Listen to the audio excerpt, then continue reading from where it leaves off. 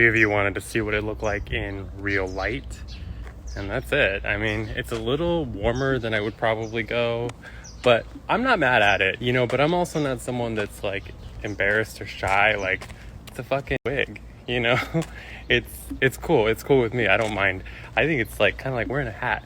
So I would want like one that's longer, different colors, maybe one that's like silver daddy kind of vibe.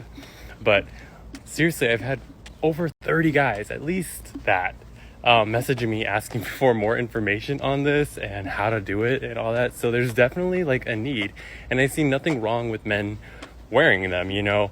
I think women wear, you know, nails and lashes, wigs and weaves and extensions. You know, why can't the fellas do something for themselves? If it makes you feel more confident, or you just like to switch up your look, you know, why the fuck not? Just do it. Digging it. So I'm gonna pluck out those front ones later tonight and show you guys an update.